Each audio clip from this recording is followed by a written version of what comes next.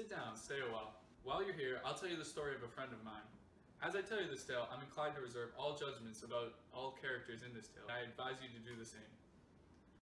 Well, our story starts in the summer of 1922 in West Egg, Long Island. I had rented a summer house there on the very tip of the Sound. Adjacent to my house and directly across the bay from the fashionable and glittering East Egg was a mansion that belonged to a mysterious man. This man, whose name I would later learn, was Gatsby. My second cousin, Daisy, lived in East Egg, just across the bay. She moved there after her steep climb up the social ladder when she married Tom Buchanan. I'd known Tom in college. I hadn't seen the Buchanans since just after the war, so I decided to meet them for dinner at their home. You see, Nick, I've got a nice place here. It was once owned by an oilman. So I told him that he can't afford it, you know, and that's just Nick, I'm paralyzed with happiness. How are you doing, Daisy? I haven't seen you in a while. Oh, forgive me. This is my friend Jordan Baker. She plays Pleasure to make your acquaintance. professional golf. Wow, that's amazing. So, Nick, I've heard that you've been living in West Egg. I know someone there. Oh, I don't know a single person. Well, you must know Gatsby. Gatsby? Ring, ring, ring. I believe you might be my next door neighbor. Shh. I don't have to know what's happening. Something happening? It's been said that Tom has a woman in New York. A mistress in New York? Nick, tomorrow I'd like to take you to the city. I'd love to go. Well, it's getting late and I've got a golf match in the morning. I must be going to bed now.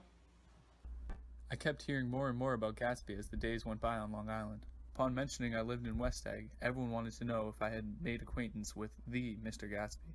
I hadn't, until one day his chauffeur brought me an invitation to one of the lavish parties I had heard so much about. I decided to go, if only to see what all the chatter was about.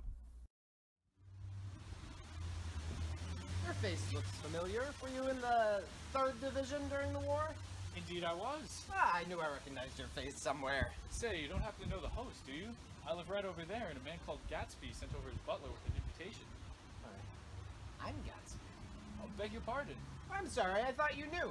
Say, old sport, would you want to go out with me to lunch sometime? Whatever time suits you best. I'd like to go. Tomorrow, then. Excuse me. Good night. Good night. The following day, Gatsby and I went to lunch in the city with a friend of his.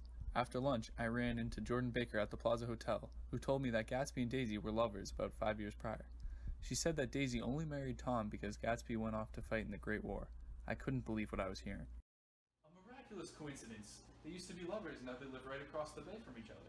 It's not a coincidence at all. Gatsby bought that house so Daisy would be right across the bay. Oh. As a matter of fact, Gatsby would like you to ask Daisy over for tea one day and then have him come over. Does she want to see Gatsby? I know. She's not to know about it. Gatsby would like to see her. And I gave him the wrong size, you know. It's just, Oh, that's a tough go. but we'll see how everything goes. Maybe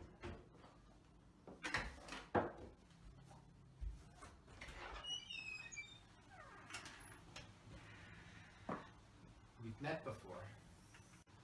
we haven't met for many years. Nick, I want you and Daisy to come over to my house. I want to show her around. And just like that, Gatsby and Daisy rekindled their love. Although they had not met for 5 years, they loved one another like no time had passed. It was to be their little secret, since Daisy was married and all.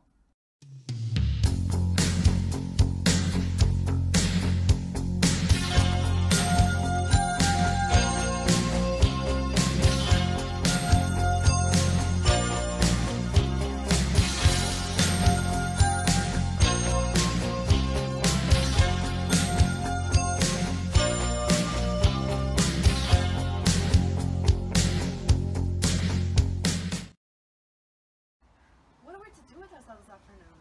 And the day after, and the day after that? Oh, Gatsby, you always look so cool. You always look so... Alright, fine, let's go to town.